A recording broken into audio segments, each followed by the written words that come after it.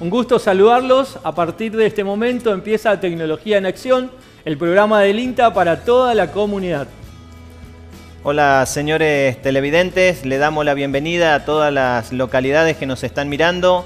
La localidad de Jardín América, Puerto Rico, Monte Carlo, El Dorado, Puerto Esperanza, Puerto Piraí y también este año sumamos a la localidad de San Vicente. En este primer bloque de este programa llegó el momento de hablar de la huerta. Como ustedes saben, cada vez que hay un cambio de estación, no son los mismos cultivos, las mismas variedades que se deben sembrar. Para ello, el técnico de INTA, del técnico de ProHuerta, el señor Rubén Bischoff, nos va a hablar sobre el tema. Bueno, lo que vamos a explicar en este momento son el tipo de siembra. Existen dos tipos de siembra. Una es la siembra directa, que es la cual que nosotros llevamos la semilla y la sembramos directamente a terreno y que quedan ahí y comienzan a germinar y salir las plantas. Y el otro tipo de siembra es el almácigo, que es en un cajoncito que lo estaremos explicando brevemente. Para los dos tipos de siembra tenemos que tener en cuenta la semilla, ¿sí? El tamaño de semilla. Hay semillas que son muy pequeñas, hay semillas de tamaño mediano y hay otro tipo de semilla de tamaño grande. Cuando nosotros hacemos las semillas grandes, ¿sí? Estas son ya de siembra directa, que nosotros vamos a llevar y la sembramos en el lugar donde van a quedar definitivamente en la huerta, ¿sí? Las de tamaño mediano, ¿sí? Tenemos que ver la variedad porque hay, por ejemplo, semillas de rabanito, ¿sí? Que es de tamaño mediano, que sí son de siembra directa, ¿sí? Y hay otras que son de tamaño mediano que van en almácigo. Y lo mismo para las semillas pequeñas, ¿sí? Hay semillas pequeñas que son de siembra directa y otras que son en almácigo. Y por eso es importante ver la diferencia de tamaño entre las semillas. Las semillas de siembra directa, por ejemplo, tenemos lo que es arveja, ¿sí? Tenemos las habas, puede ser también el tema del apio, ¿sí? La selga también, como esto también se puede hacer en almácigo. Y la cebolla en cabeza es de siembra directa también, ¿sí? También lo que se puede hacer en almácigo, por ejemplo, es la chicoria, ¿sí? El apio, ¿sí? La lechuga, el perejil. El perejil lo podemos hacer también en almácigo como siembra directa. Estas son variedades que nosotros tenemos en los kits de ProHuerta que se reparten en el INTA de Monte Carlo. ¿En qué consiste un almácigo? Un almácigo es un cajoncito, ¿sí? Que nosotros podemos utilizar un cajón de manzana, por ejemplo, ¿sí? Lo cortamos aproximadamente a 10 centímetros del piso hacia arriba, ¿sí? Y utilizamos la parte de abajo, ¿sí? En la parte de abajo le ponemos un diario, ¿sí? Y adentro de eso le vamos a colocar lo que es el abono con la tierra, ¿sí? Mezclamos bien, que sea siempre bien finito y fácil de sembrar. ¿Por qué es importante saber y diferenciar el tema del tamaño? Por ejemplo, con 2 deditos nosotros agarramos de un paquetito de las semillas pequeñas y las repartimos sobre una hoja blanca, ¿sí? Y nos vamos a dar en cuenta la cantidad de semillas que entran con tan solamente 2 deditos que nosotros agarramos, ¿sí? Estamos hablando de tamaño pequeño. Después agarramos la semilla de tamaño mediano, ¿sí? Otra vez con 2 dedos y vamos a ver que es mucho menor la cantidad que nosotros vamos a tener. Y si vemos obviamente la parte de la semilla grande, agarramos una semilla con los 2 dedos nada más, ¿sí?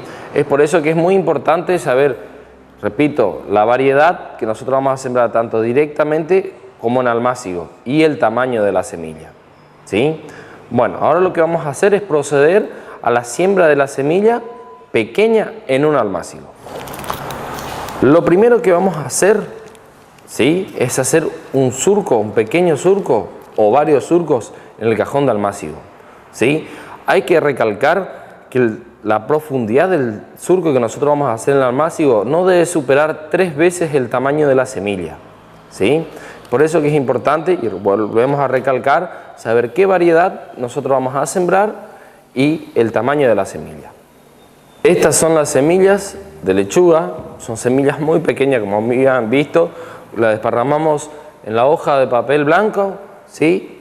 Y hay una gran cantidad. Es por eso que nosotros al momento de la siembra en almácigo lo tenemos que hacer lentamente para poder desparramar esa cantidad de semillas, porque cada semilla es una planta, ¿sí? Lo repartimos lentamente en cada surco del almácigo. Una vez realizada la siembra en almácigo, tapamos. Lo que tenemos que tener en cuenta antes de la siembra en almácigo es haberlo humedecido bien, ¿sí? Tener bien húmedo el almácigo, ¿sí? Tratar de evitar hacer la siembra y luego el riego, ¿sí? Tenerlo bien húmedo para poder sembrarlo. Después, sí, al segundo día volvemos a regarlo, pero lentamente y suave, lentamente, y tampoco que se produzca un encharcamiento. No debe haber barro, solamente debe estar húmedo el almácigo, ¿sí? Ahora vamos a proceder a la siembra de la semilla de tamaño mediano. Con la semilla de tamaño mediano, nosotros vamos a utilizar menor cantidad, obviamente por el tamaño, así que es más fácil repartirlo en el surquito que nosotros estamos sembrando en el almácigo. Nuevamente, después de haber realizado la siembra, tapamos. Cabe recalcar que cada semilla tiene diferente periodo de germinación. Por ahí nosotros sembramos y decimos, bueno, acá en 2 días, 3 días está germinando. Algunas variedades sí y otras variedades tardan un poco más, ¿sí? ¿Cuál es la ventaja de un almácigo?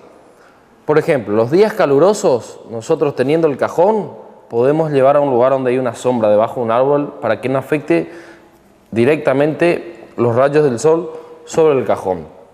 Caso contrario, los días de lluvia también, en vez de tenerlo afuera, ¿sí? Lo podemos poner debajo de techo, ¿sí?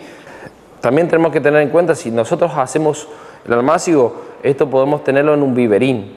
Este viverín es un espacio que nosotros tenemos en la huerta, donde ponemos gran cantidad de cajones de almácigo, ¿sí? Para después sacar de ahí y llevarlo al trasplante, ¿sí? Este viverín debe estar cubierto con una lona transparente, ¿sí? Para que no le afecte los días de mucha lluvia. Si quieren acceder a los sobres de semilla de esta temporada, pueden acercarse a los promotores de cada barrio. Y cualquier otra duda que tengan, pueden llamar por teléfono o al email que figura aquí abajo en pantalla. Ahora vamos a la pausa y enseguida volvemos con más tecnología en acción.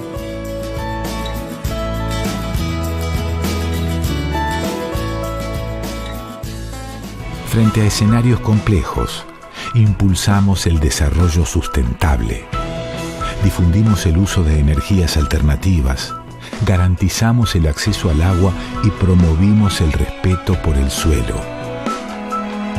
Pusimos al alcance de millones de productores tecnologías de bajo costo. Acercamos conocimientos, compartimos visiones que cumplieron sueños y transformaron realidades.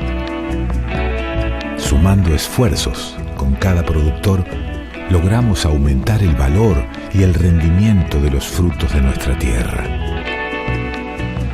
Esos productos se ganaron la confianza de consumidores de todo el mundo. Seguimos trabajando con ese objetivo.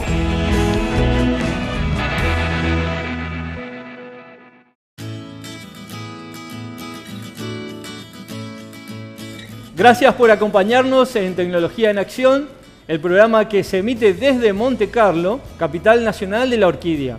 Al respecto, queríamos decirles que el INTA promociona e impulsa la producción de orquídeas. Y con respecto a ese tema, vamos a presentar una nota sobre el tema de rustificación de orquídeas. ¿Podrías comentarnos en qué consiste el proceso de rustificación de los plantines de orquídea? La rustificación consiste en tratar de darle las condiciones ideales que la planta tenía en laboratorio, tratar de replicarlas en vivero. ¿Para qué? Para tener la mayor cantidad de plantas que sobrevivan a este proceso. Es la etapa más crítica que tiene la producción de orquídeas. Y el tema rustificación, por ahí la palabra puntualmente, es una palabra que por ahí no es muy habitual que la digamos, pero lo que significa es hacer la planta más rústica, digamos, de esas condiciones ideales que traía, tratar a que se adapte a las condiciones ambientales de vivero. Es decir, que se prepare para su siguiente etapa de vida, ¿no? Exacto, de ahí empieza a crecer hasta que llega a la floración, que es lo que buscamos en una orquídea. Fito, ¿y nos podrías comentar cuál sería el paso a paso para la rustificación? Sí, yo aplico básicamente 3 métodos para hacer la rustificación. Los elementos para hacer la rustificación, o sea, bueno, obviamente tenemos las plantas que vienen del laboratorio. Estas plantas salen del frasco, se tienen que lavar muy bien para que no queden restos del medio de cultivo. porque si no luego es un foco para el ingreso de los hongos. Un elemento muy importante es el musgo sphagnum, que usamos habitualmente. Este musgo, bueno, mientras que no está en uso, conviene recubrirlo para que no se deshidrate. Y luego hay distintos materiales que se utilizan, como la corteza de pino, por ejemplo, triturada. La corteza de pino puede ser reemplazada también por algún otro tipo de corteza, dependiendo del lugar donde esté el vivero, ¿no? No todas las cortezas funcionan bien. Hay árboles, por ejemplo, como sabemos, que tienen taninos, que tienen aceites en la corteza, tienen distintos productos que a la planta no le hace bien. Entonces, la corteza de pino sabemos que anda bien, entonces aconsejamos la corteza de pino. El carbón vegetal triturado, que no es otra cosa que el mismo carbón que compramos para el asado. Claro. Y en ocasiones que le ponemos tergopol al sustrato, digamos, cuando vamos a preparar. Sí. Yo te decía inicialmente que aplico 3 métodos. Básicamente, primero de los métodos que te voy a explicar, utilizamos bandejas tipo Plax, que las bandejas tenemos con distintos tamaños, ¿sí? Por ejemplo, acá tenés para 25 plantas, acá tenés para 49, que son prácticamente el mismo tamaño, pero lo que cambia es el tamaño del contenedor. Entonces, le ponemos una base con material suelto, como decíamos recién, con corteza de pino, con carbón en este caso, y luego le ponemos un poquito de musgo sphagnum, y le ponemos la plantita y le volvemos a tapar las raíces. Por ejemplo, tomamos esta planta, que es un lindo ejemplar que salió del laboratorio, no le envolvemos. Muchos intentan envolver las raíces con el musgo sphagnum. A mí no me gusta, que las raíces mantengan la misma forma que tenían en el frasco en el laboratorio, que estén sueltas, porque muchas veces al doblar las raíces se quiebran. Entonces eso, sobre todo, si se quiebra una raíz, las otras, puede seguir viviendo, pero generalmente es un foco de ingreso de agentes patógenos. Entonces apoyamos la planta. ¿Vos te referías a los agentes patógenos? ¿Podría ser alguna enfermedad que venga con el agua de riego? Exacto, porque ahora nosotros decíamos, esta plantita estaba con condiciones ideales en laboratorio. Exacto. Y acá viene al medio ambiente exterior. Claro. Entonces, o sea, empieza el proceso de rustificación. Exacto, es el proceso de rustificación. Le cubrimos las raíces. A mí no me gusta que las raíces queden muy compactas dentro del contenedor. O sea, es decir, le cubro y ya queda la plantita puesta en la maceta. Claro, un tip sería para el productor que vaya a ver este programa, es que no esté muy compacto, ¿no? Exacto. Y que no haya rotura de raíces, también podría decirse. Exacto. Hay especies que sí requieren por ahí que esté más compacto. Y sobre todo después en otras etapas hay productores que lo buscan, digamos, que esté compacto, por ejemplo, para generar la floración y demás. Pero en este caso, que nosotros necesitamos, lo fundamental, dijimos que era la sobrevivencia de la planta. Entonces, en este caso, y la plantita queda ahí, ¿sí? Queda firme y ahí estaría, ¿sí? Lo mismo podríamos hacer con diferentes contenedores. Hay contenedores, por ejemplo, más chicos, ¿sí? Que esta planta, por ejemplo, era una planta grande. Pero si tenemos que poner una plantita más chica, tenemos que utilizar una bandeja, por ejemplo, que tenga una cavidad inferior. Claro. Entonces va a cumplir la misma función que esa, pero en una planta más chiquita. Bueno, contame qué tenemos acá. Bueno, yo recién te mostraba cómo poníamos la plantita esa que viene del laboratorio. 6 meses después de que la plantita salió del laboratorio, podemos ver esto que tenemos acá. Si nosotros vemos, acá por ejemplo en la parte inferior de la bandeja, vemos cómo empiezan a salir las raíces. Este es un muy buen indicio de que las plantas están muy bien, porque la raíz está blanca con la punta verde, que es lo que se busca en las orquídeas. Y si levantáramos una planta de esta, por ejemplo, vamos a ver el sistema radicular de la planta y en perfectas condiciones. Entonces estas plantas significa 6 meses de haberlas colocado en la bandeja, que ya están listas para pasar a una maceta. Ahora, yo te decía también, tenemos bandejas de distintos tamaños. Por ejemplo, acá tenemos una bandeja que tiene un menor tamaño, o sea, una mayor cantidad de celdas, donde pusimos plantitas más chiquitas también hace 6 meses. Exacto, sí. Pero fíjate la diferencia, si bien estas eran plantitas más chiquitas, en estas bandejas que tienen celdas más pequeñas es muy difícil controlar la humedad. Porque en las bandejas uno de los principales problemas que tenemos es mantener la humedad adecuada para que la planta ni le falte agua, ni le sobre agua y se pudra, ¿sí? Entonces, en estas bandejas con cavidades más grandes es más fácil mantener la humedad en las raíces. En estas bandejas que tienen cavidades más chiquitas se hace muy difícil porque cualquier golpecito de calor, el musgo sphagnum se reseca demasiado y luego le cuesta volver a tomar humedad. Y después que en los bordes de la bandeja, por ejemplo, se seca mucho más rápido y el centro, si nosotros vemos acá, el centro tiene un color verde más oscuro que contiene mucha más humedad y ahí es donde tenemos la probabilidad de muerte de planta. Por eso lo que estás viendo acá que faltan muchas plantitas. ¿El segundo método cuál sería? Bueno, el segundo método que yo aplico es en bandejas comunitarias. Anteriormente teníamos la bandeja que cada plantita iba en una celda diferente. Ahora, todas las plantitas que vamos a poner las ponemos en una única maceta. ¿Cuál es el principio? Yo utilizo una maceta común de las que compramos en cualquier floristería. Le hago un fondo, digamos, bien permeable, que en este caso estoy utilizando los conos de pino. Y por encima le ponemos musgo sphagnum, ¿sí? Que de vuelta volvemos. Hoy en la bandeja poníamos el musgo sphagnum, acá volvemos a poner el musgo. Le hicimos una base con musgo, tomamos nuevamente una plantita y empezamos a colocar las plantitas. El principio es el mismo, que las raíces no se enrollen, que no se aplasten. No se quiebren. Y que la planta quede firme, ¿sí? Ahí está, queda firme. Ponemos una plantita, podemos poner... Vamos poniendo una al lado de la otra, ¿sí? ¿Hasta cuántas?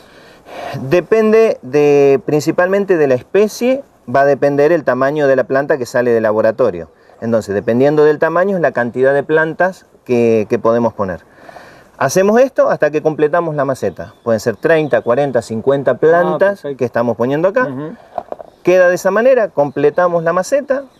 Y arriba del musgo no va nada. No va nada, simplemente musgo. Entonces las raíces quedan con musgo sphagnum, nada más. Muy bien. Y luego, como hoy te mostraba la bandeja, el resultado, digamos, es esto. Esto también tiene aproximadamente, es otra especie de la que estábamos viendo ahí, pero esto también tiene aproximadamente 6 meses. Y si vemos, respondiendo a tu pregunta, acá hay unas 50, 60 plantas probablemente. También. Y también se puede observar que hay un crecimiento importante de raíces. Claro, si nosotros vemos acá, las plantas extendieron sus raíces e inclusive ya se están yendo a la parte suelta del sustrato que habíamos puesto por debajo. Y también, si sacamos esto, total, esto ya hay que repicarlo porque ya están en condiciones estas plantas de pasarse a maceta, vemos cómo crecieron los sistemas radiculares, ¿sí? Y ahora vamos a ver el tercer método. Yo te decía que una de las cuestiones básicas de la rustificación es tratar de darle las condiciones que tenían en el laboratorio lo mejor posible que estén en vivero.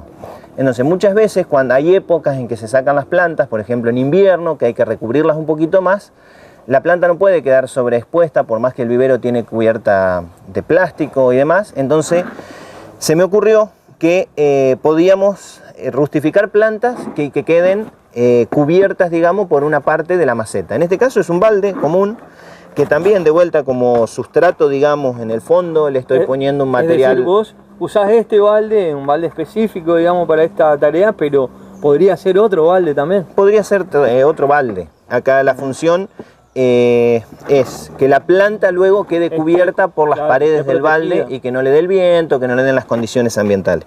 Nuevamente ponemos un sustrato que sea bien poroso por debajo. Le colocamos musgo. Son los conos de pino. Que en este caso son conos de pino.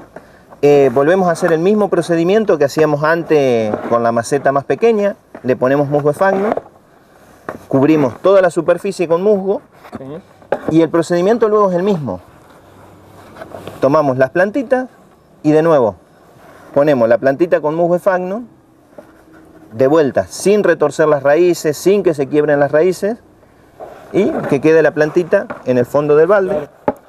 Y bueno, nuevamente, ¿cuántas plantitas? Bueno, va a ser variable en función de lo que decíamos hoy. Y del tamaño de la planta y del tamaño del balde. Y del tamaño del balde. Entonces, en este caso, todas las plantitas que nosotros ponemos quedan por debajo del límite superior del balde, entonces tiene menos incidencia de los agentes ambientales. ¿Qué diferencia tiene este método con el anterior? El anterior veíamos que era una maceta común y que estaba perforada por abajo. Entonces el agua puede escurrir hacia abajo. Ajá. El principio que a mí se me ocurrió para este método es que esa superficie porosa abajo contenga agua.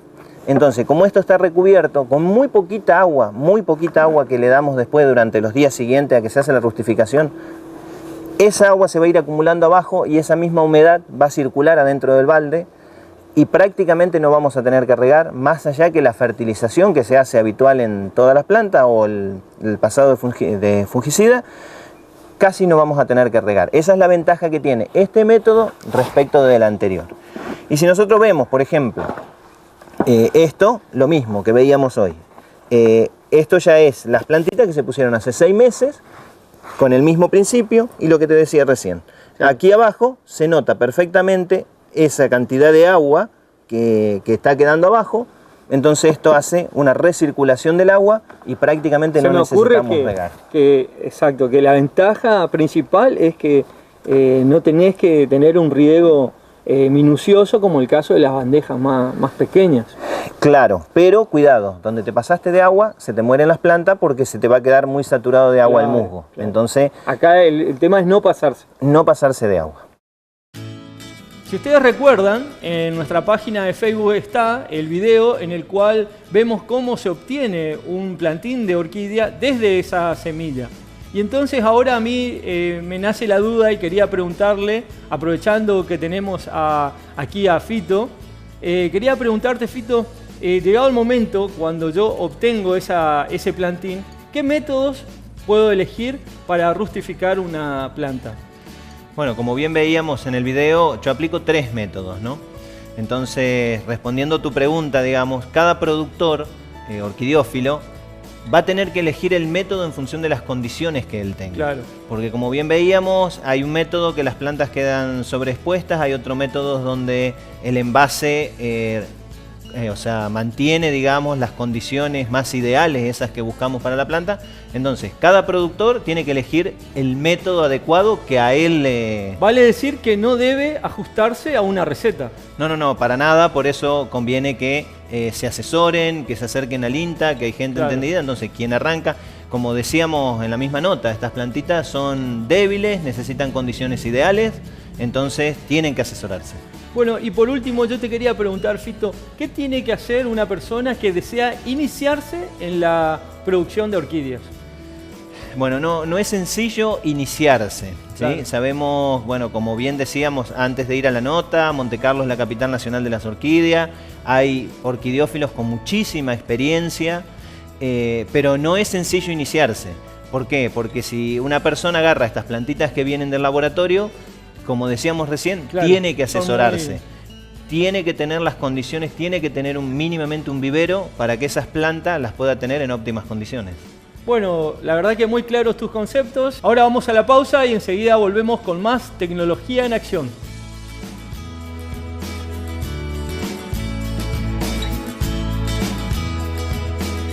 Hoy nuestros ojos buscan nuevos puntos de vista para poder seguir viendo siempre más lejos. ¿Cómo se crea una mirada tan poderosa que se sostiene en el tiempo?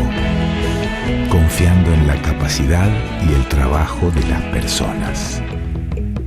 Detrás de cada proyecto, de cada unidad, de cada desarrollo científico, estamos las personas, hombres y mujeres con historias que nos fortalecen. Personas que saben mirar a los ojos, que transmiten confianza, sabiduría y compromiso. Personas que conforman una red inmensa, resistente. Un equipo que puede transformarse y renovarse al ritmo de la sociedad y la historia.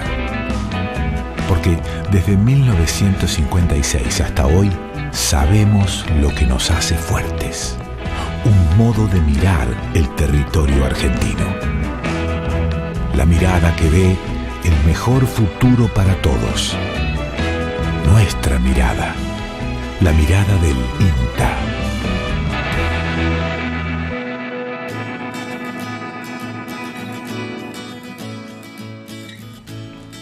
Seguimos en Tecnología en Acción y ahora en este tercer bloque les voy a presentar a la ingeniera Doris Bischoff, que es nuestra compañera de trabajo.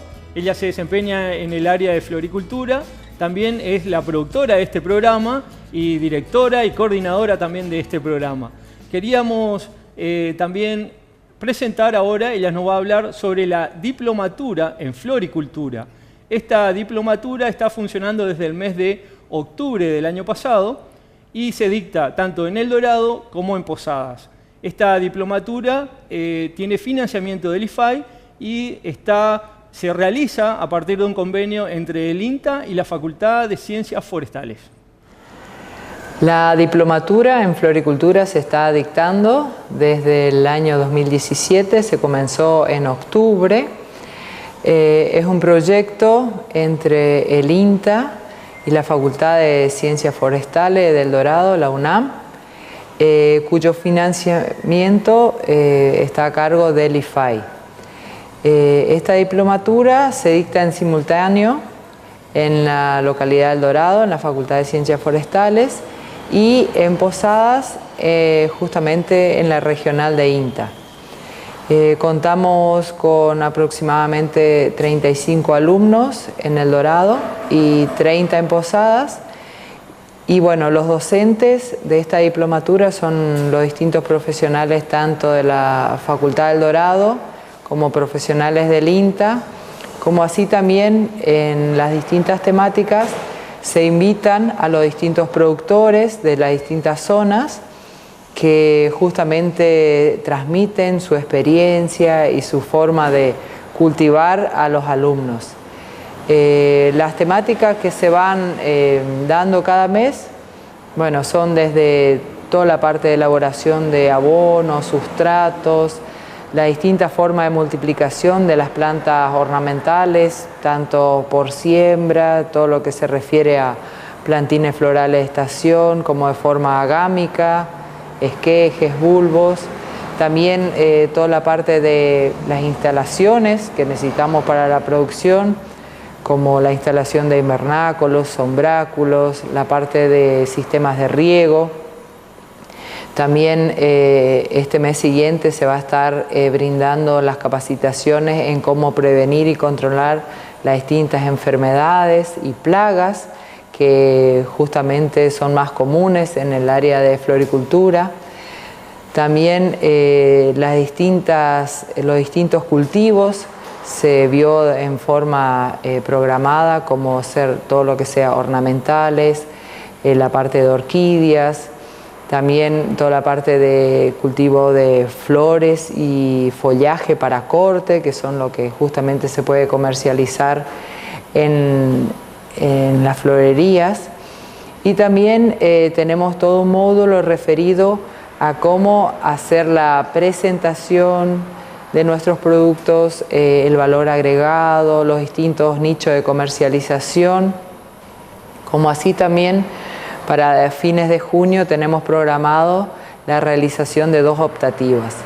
Una optativa referida a todo lo que sea diseño de parques y jardines, justamente para también, además de aprender a hacer el diseño de distintos canteros, saber ubicar las plantas según su tamaño, su requerimiento de luz, colores, follaje, como también los alumnos van a tener la posibilidad de realizar la optativa referida a arreglos florales. En arreglos florales tanto para eventos como centro de mesa, como también los arreglos florales que se realizan para ocasiones funerarias. Realmente lo que vemos es que los alumnos se encuentran muy interesados y bueno, lo que más requieren es justamente visitar los distintos emprendimientos que tenemos acá en la provincia, así que también tenemos provisto 3 viajes, uno a la zona de Oberá, visitando a los distintos viveros que tenemos en esa zona, otros en la zona de San Ignacio, donde podemos observar todo lo que sea la producción de follaje y flores también de corte, y también la zona de Monte Carlo para que puedan visitar y compartir también experiencia con todos los orquidiófilos de la zona. Queríamos recalcar que pueden comunicarse, si quieren o si están interesados en seguir la diplomatura, pueden comunicarse con la ingeniera Dori Bichó a los teléfonos y mail que figuran en pantalla. Estamos llegando al final de nuestro programa y como siempre les recordamos que usted puede ver el programa completo en nuestro canal de YouTube, INTA Montecarlo, como así también si ingresa al Facebook INTA Montecarlo podrá ver varios de los videos y las notas que hemos emitido. Y también les comentamos, como lo venimos haciendo ya en programas anteriores, ahora tenemos la página exclusiva en Facebook de Tecnología en Acción, donde próximamente estaremos ya colgando solamente allí todos los videos. Así nos despedimos y nos reencontramos en 7 días. Chao, nos vemos.